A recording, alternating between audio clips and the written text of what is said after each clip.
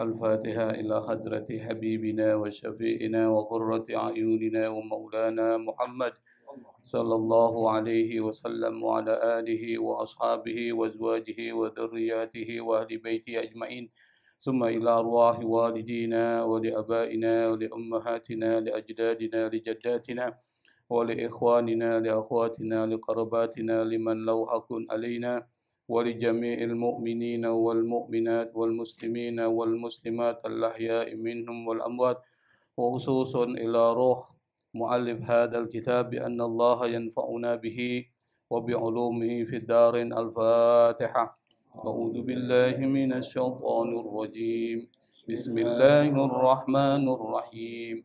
الحمد لله رب العالمين الرحمن الرحيم مالك يوم الدين إياك نعبد وإياك نستعين اهدنا الصراط المستقيم صراط الذين أنعمت عليهم غير المغضوب عليهم ولا الضالين آمين.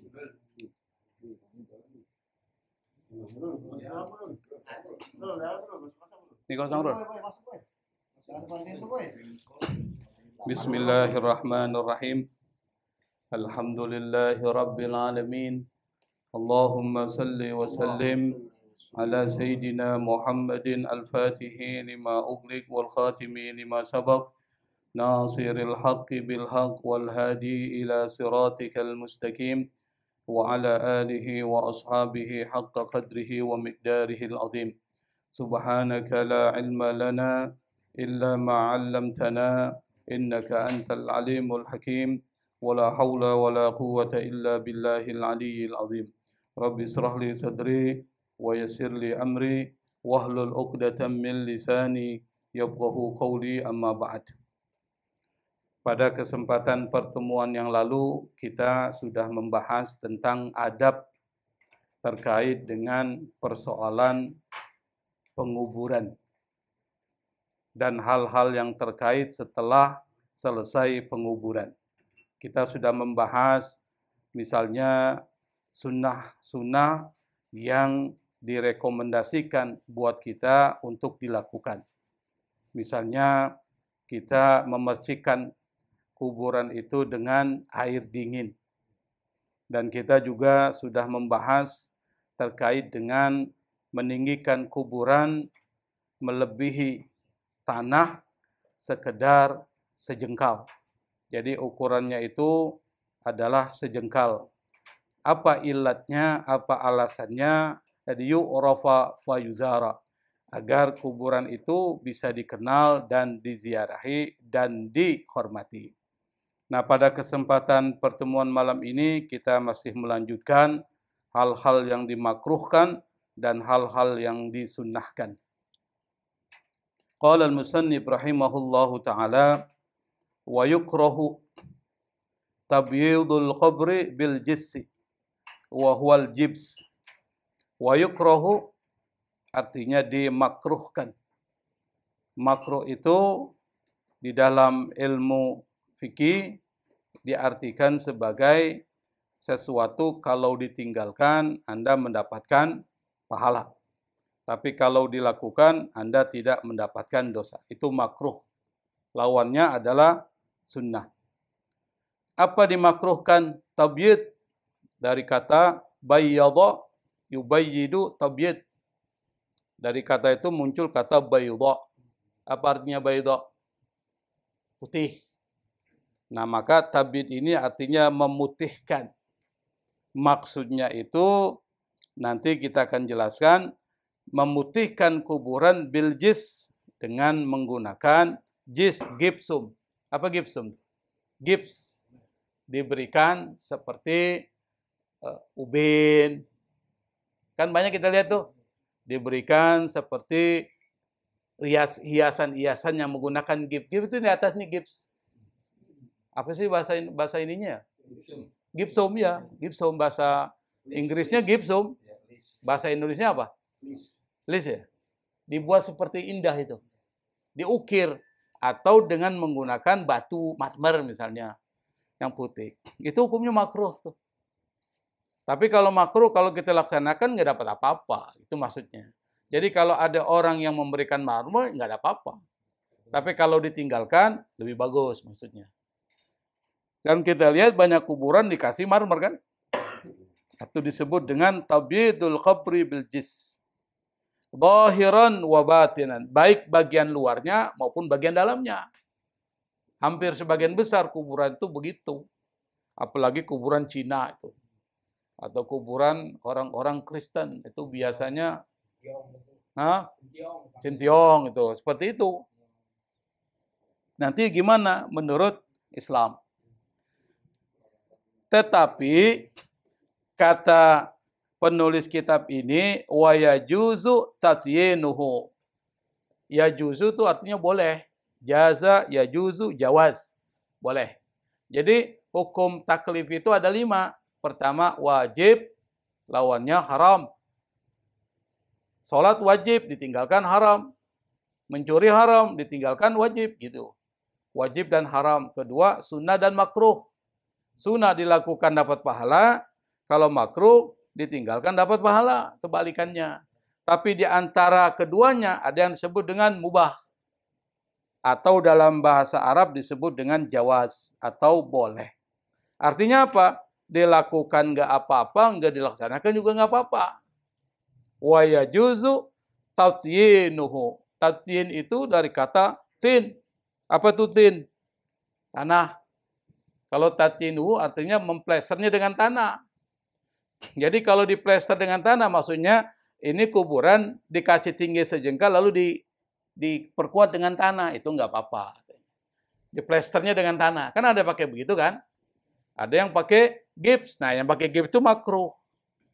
Karena itu nanti terkait dengan persoalan pemborosan dia.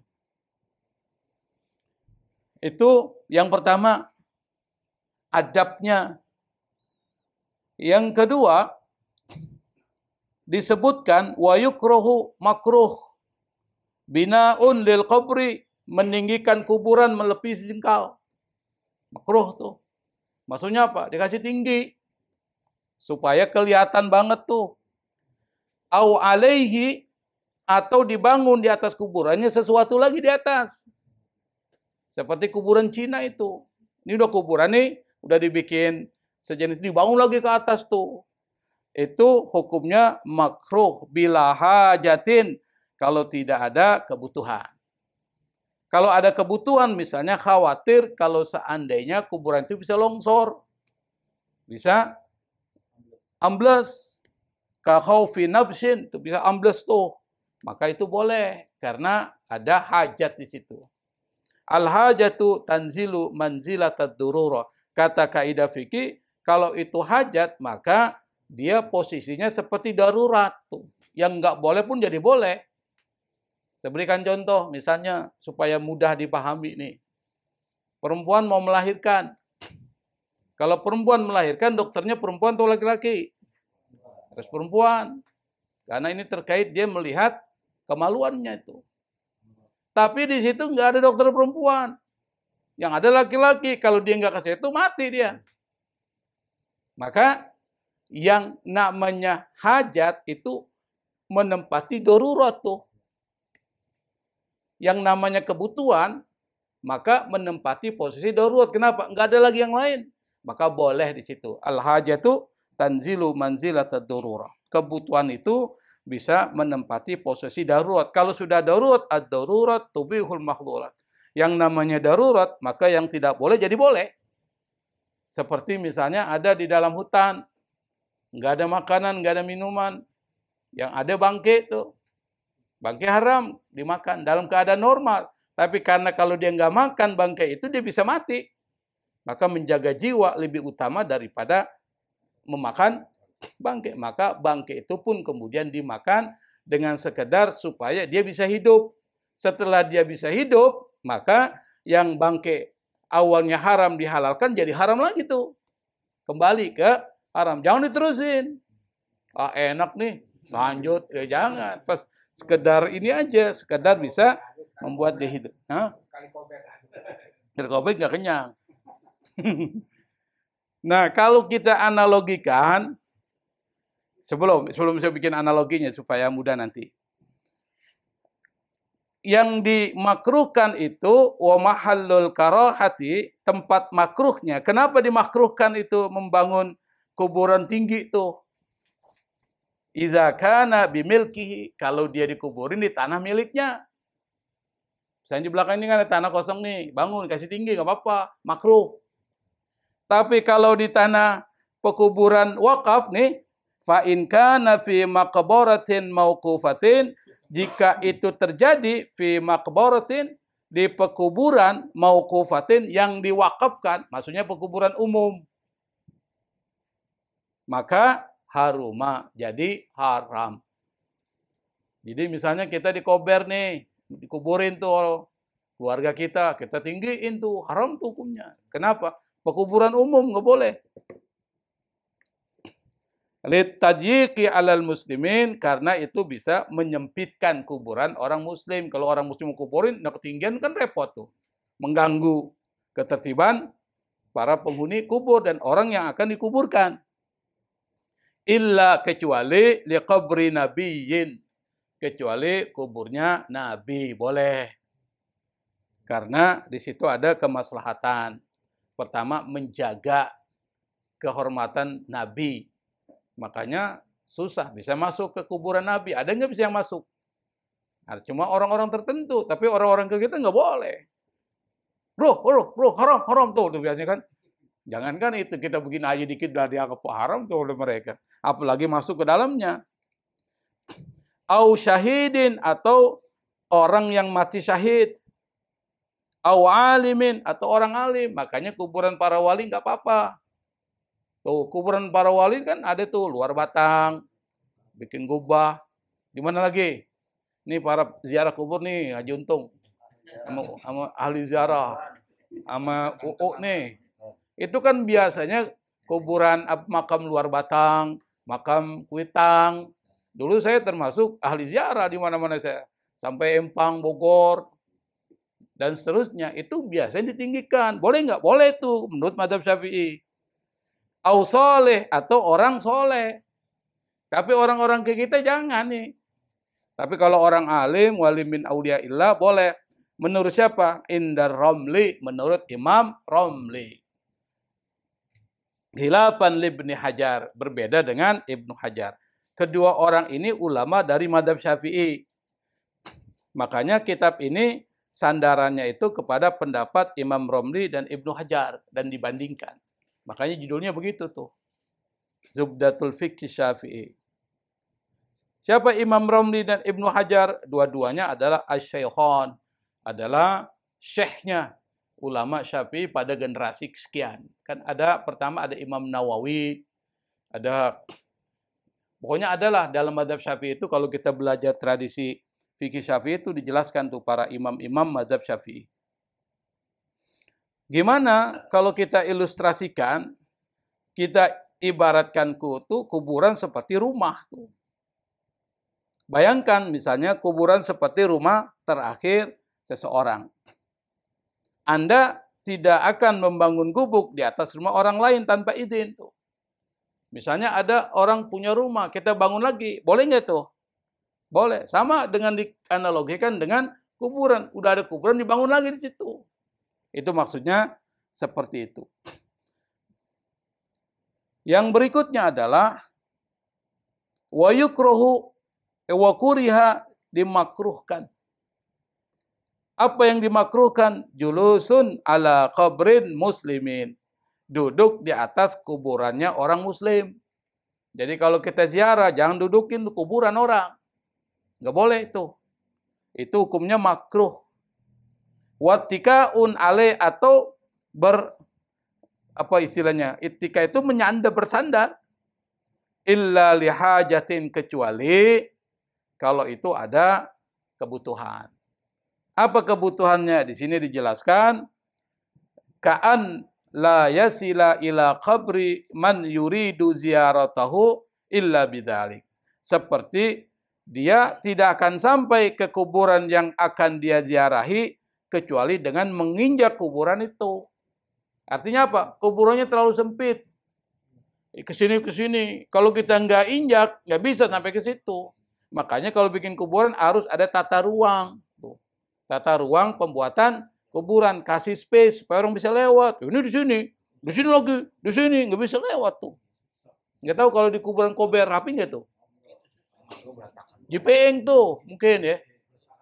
JPeng orang injak-injak tuh. Mungkin deh. Apa rapi? Iya. Nah, kalau Kalibata emang itu kuburan orang kaya. Jadi harus dibikin rapi tuh. Jadi ada tata ruangnya supaya nggak terinjak tuh. Kalau perlu dikasih stepping stone tuh kalau bahasa Inggris ya. Artinya ada batu yang bisa diinjak tuh. Tuh. Jadi ini jalan nih, jangan jalan bikin kuburan. Orang bisa injak. Nah, kalau dalam keadaan begitu tuh nggak apa-apa tuh dia injak. Kenapa? Lihat aja. Karena kalau dia nggak injak, dia nggak bisa sampai ke kuburan yang akan dia ziarahi. Tapi kalau dalam keadaan normal, nggak boleh tuh menduduki atau bersandar kepada kuburan. Kenapa? Wa mahalluha, karena alasannya itu atau tempat kemakruhannya itu illam yablal mayyit. Kalau seandainya tempat kemakruhan itu adalah jika tidak menyakiti atau merusak mayit atau kuburan. Wa illa fala karaha. Kalau seandainya kebalikannya, maka tidak makruh, bisa haram. Maksudnya begitu. Makanya di dalam Islam yang sudah meninggal juga harus dihormati itu. Kenapa harus dihormati? Karena orang yang meninggal itu masih manusia. Maka kita wajib menghormati kehormatan mayit. Salah satu bentuk penghormatan terhadap orang yang sudah meninggal, maka dilarang duduk di tempat dia istirahat terakhirnya. Bahasanya gitu. Dilarang duduk di kuburan tuh. Kenapa dilarang? Menghormati orang yang sudah meninggal. Meskipun dia sudah meninggal, tetapi perlu juga kita hormati. Itu baru duduk tuh. Gimana kalau yang lain? Waharuma, haram. Haram apa? Baulun. Apa baulun? Kencing tuh. Ala qabrin. Di atas kuburan. Jadi kencing, jadi kuburannya dikencingin tuh. Ini kurang ajar tuh. Au baina kuburin fi maqbaratin, atau di antara kuburan. Ini kuburan nih. Di tengah-tengahnya dikencing di situ. Fi maqbaratin manbushatin, di tempat kuburan yang sudah hancur misalnya, udah enggak jelas itu. Lihtilatiha bi ajza'il mayit, yang jenazah itu sudah bercampur dengan bagian-bagian mayit yang lain, udah bercampur, kan ada yang begitu kuburan. Dikencingi di situ. Maka itu hukumnya haram. Kalau orang Betawi bisa kesambet tuh. Pulang-pulang udah matanya melotot itu, ngomongnya ngawur tuh. Bahasanya gitu. Nah, itu beberapa adab yang diajarkan di dalam Islam terkait dengan penguburan.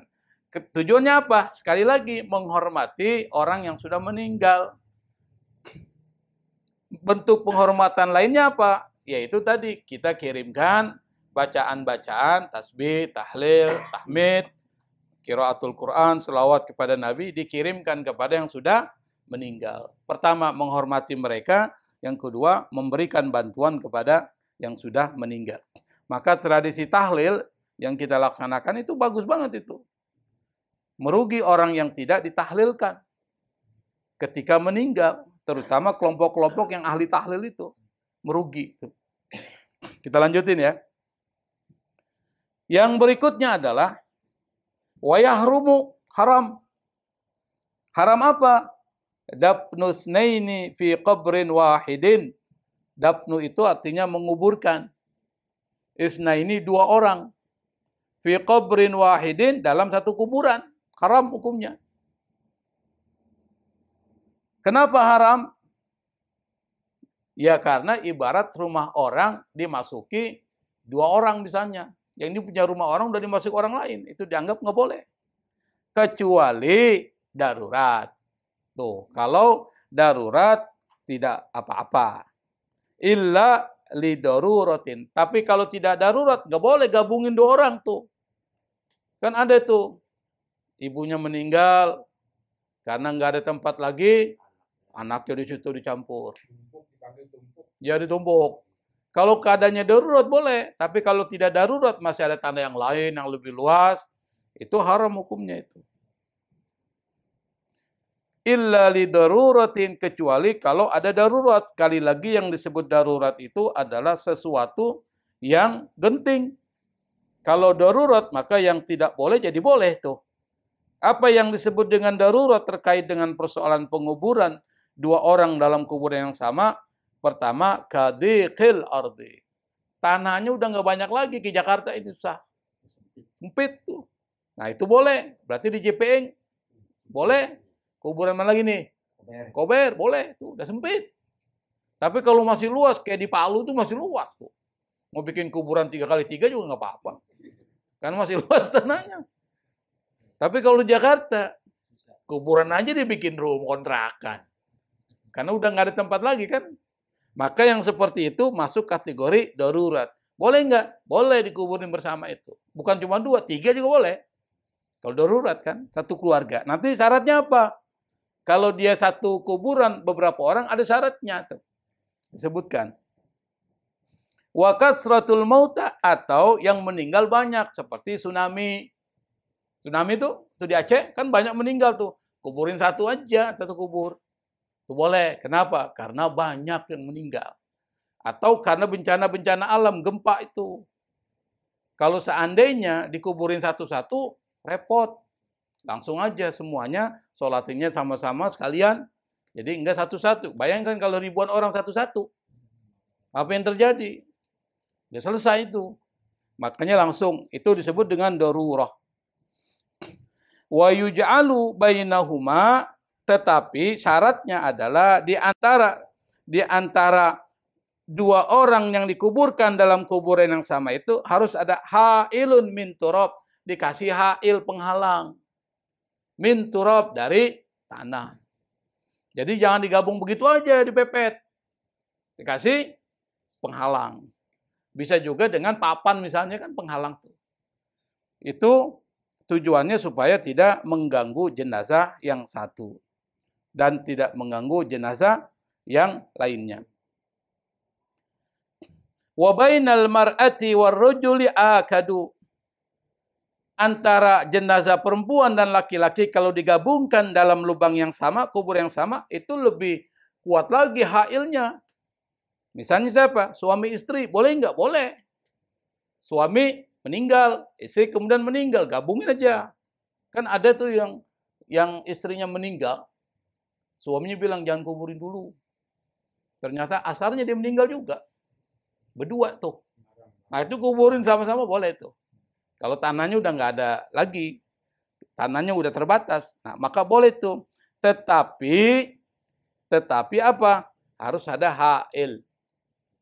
La siyama al ajnabiyyin, terutama la siyama itu artinya terutama al ajnabiyyin, orang-orang yang asing. Maksudnya yang asing ini ya harus dia laki-laki dan laki-laki ya. Fa ini tahada nau'an, kalau seandainya jenisnya sama, jenis kelaminnya sama, karojulaini, 2 laki-laki misalnya, dimasukkan dalam satu kubur. Awimro'ataini, atau 2 perempuan, jenis kelamin perempuan. Au ikhtalafa fihi, atau keduanya beda, laki-laki dan perempuan. Wa kana bainahuma mahramiyatun, di antara keduanya ada hubungan mahram. Apa itu mahram? Apa mahram? Dia saudara kandung. Nggak boleh dinikahi. Kakak adik nih, laki-laki perempuan. Nggak boleh menikah. Itu namanya mahram. Dikuburin bersama nggak apa-apa itu. Au zaujiyatan, atau hubungan bukan karena mahram, tapi karena suami istri. Zaujiyah. Kurihadab nuhuma ma'an. Maka menguburkan keduanya itu makruh. Kalau makruh itu berarti kalau dilakukan nggak apa-apa. Tapi kalau dalam keadaan darurat ya nggak ada masalah. Nah, sekarang gimana kalau kebalikannya? Fa inih talafa, kalau yang dikuburkan itu laki-laki dan perempuan. Bukan laki-laki dan laki-laki, perempuan dan perempuan, tapi laki-laki dan perempuan dalam satu kuburan.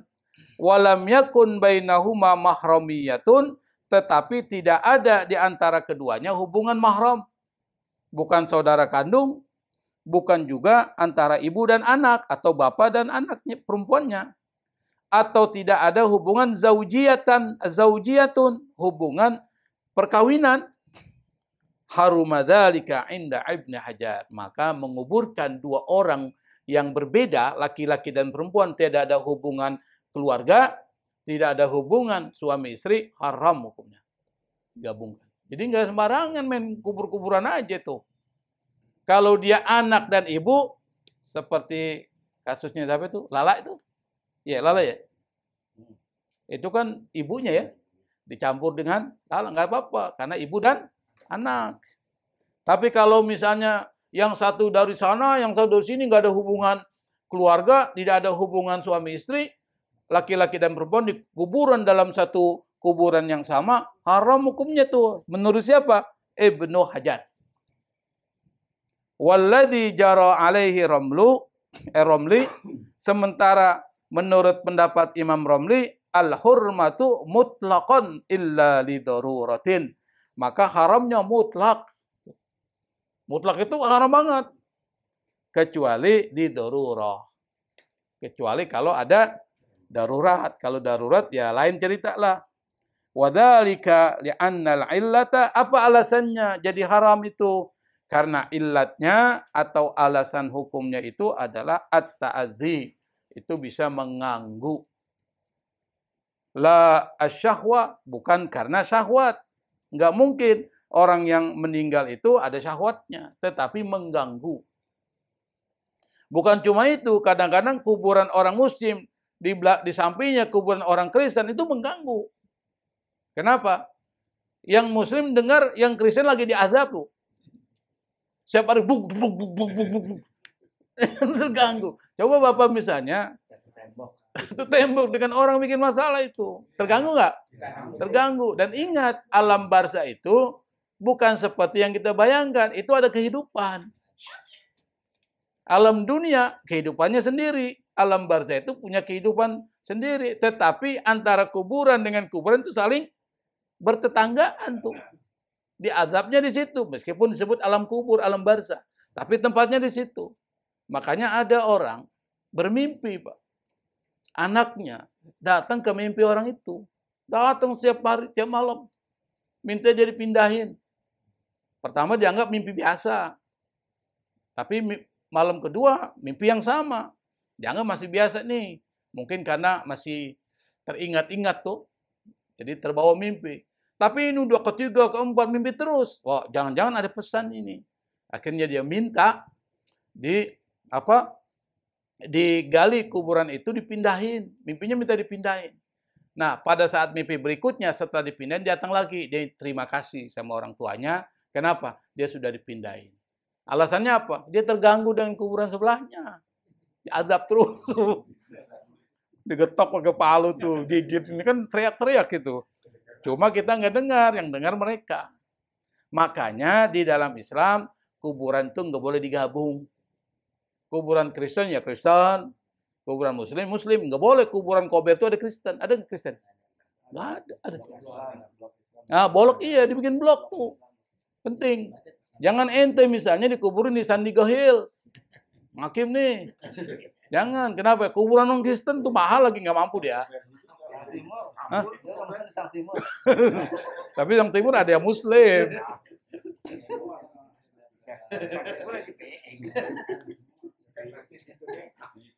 Nah, itu perlu diatur. Makanya kalau bisa kuburan keluarga. Kenapa? Suami istri dan anak-anaknya kuburin. Kenapa? Kalau dia orang beriman, bagus akhlaknya, dia saling menziarahi. Kita kan sudah bahas tentang talaqil arwah. Arwah itu bertemu. Jadi yang disebut arwah itu bertemu. Kalau dia mukmin bebas dari pertanyaan malaikat munkar dan nakir, itu arwah itu bertemu, saling menziarahi. Tapi kalau seandainya diazab di kubur, ya nggak bisa menziarahi karena dia sibuk dengan azab kubur. Makanya mumpung masih hidup di dunia, perbanyak tuh amal.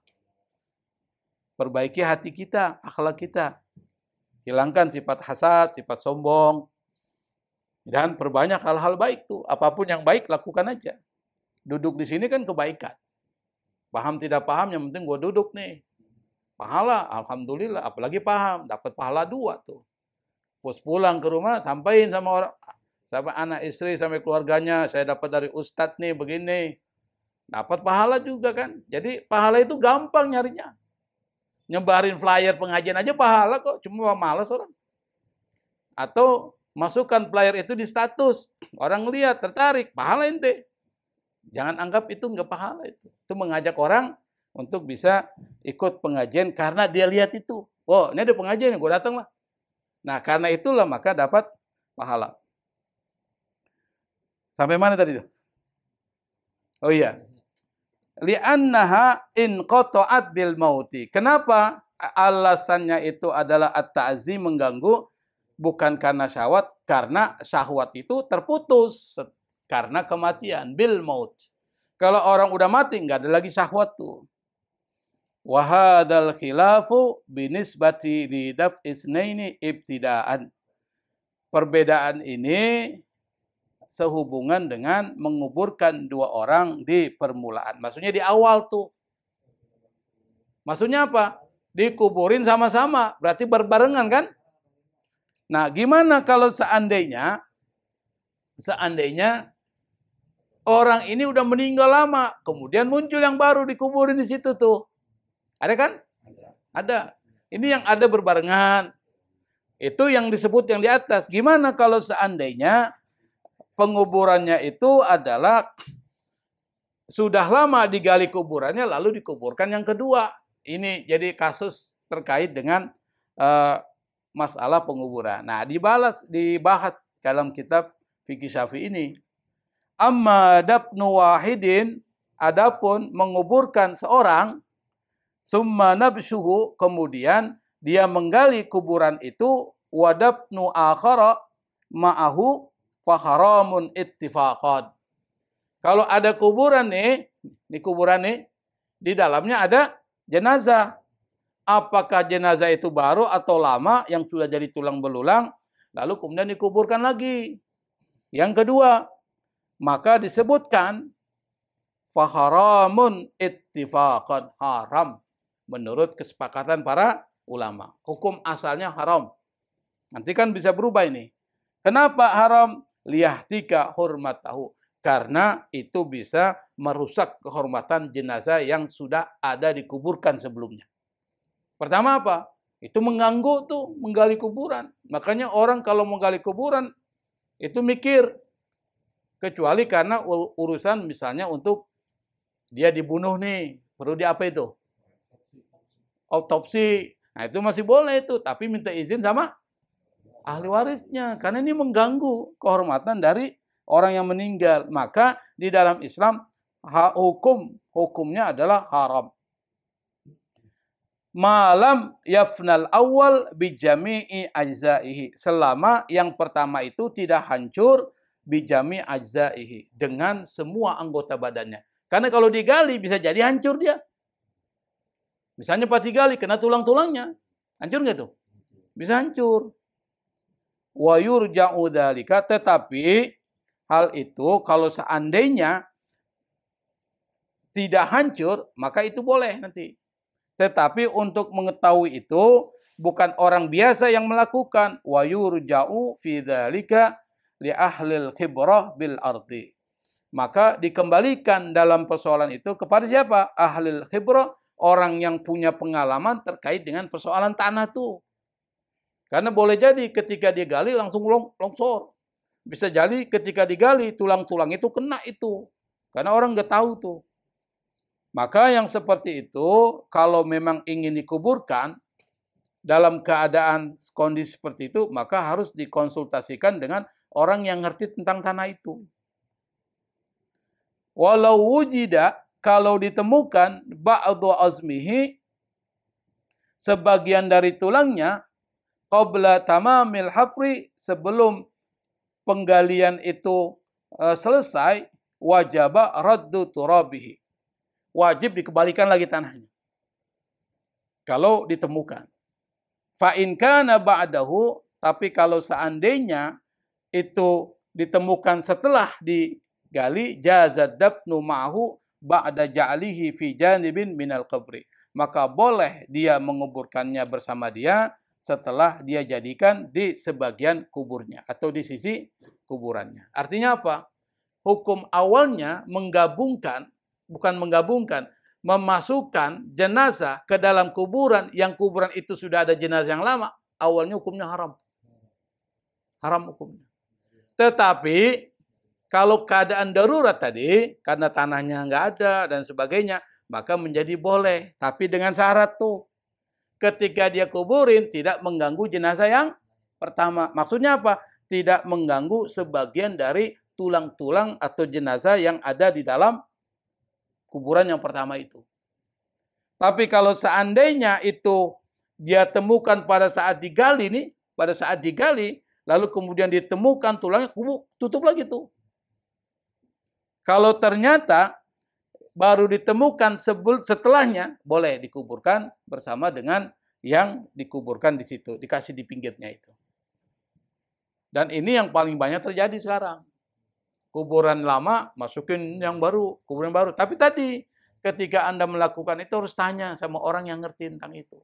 Kenapa? Khawatir itu bisa mengganggu jenazah yang sudah dikuburkan sebelumnya. Itu adab yang berikutnya. Nah, sekarang kasus yang terakhir adalah gimana kalau seandainya matinya itu di lautan? Bagaimana tata cara penguburannya? Nah, di sini dijelaskan nih. Waman mata fi safinatin, barang siapa yang meninggal di kapal, wa ta'azzara dafnuhu, dan sulit untuk menguburkannya. Ta'azzar, ada udzur. Ta'azzar itu ya udzur. Dafnuhu, menguburkannya fil barri, di tanah atau daratan, karena dia berada di tengah-tengah lautan nih. Kalau dia ke daratan butuh beberapa minggu, nggak mungkin kok jenazah ini dibiarkan. Kalau dibiarkan bisa busuk dan itu bisa mengganggu jenazah. Gimana caranya itu? Wajaba wad'uhu baina lauhaini. Maka wajib meletakkan jenazah itu di antara dua papan. Lauh. Masalan misalnya. Tetapi itu diletakkan setelah prosesi jenazah dilakukan. Apa? Ba'da ghuslihi wa takfinihi wa sholati alaih. Setelah jenazah itu dimandikan, diberikan kain kafan dan disolatkan, baru ditaruh di dua papan itu. Lauhain. Setelah itu gimana? Wa yurma fil bahar. Lalu kemudian dilempar ke laut tuh. Dilempar ke laut. Farubbama yulqihil mauju ila sahili.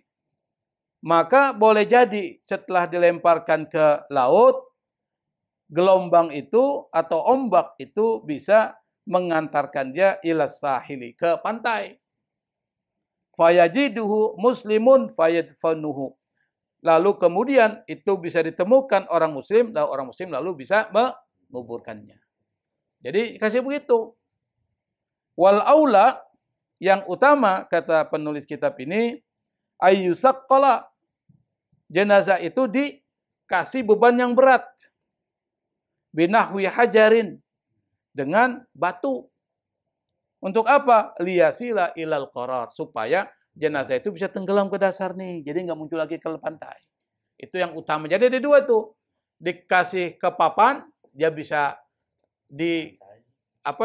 ombak bisa nganterin dia ke pantai, nanti orang temuin tuh. Itu satu.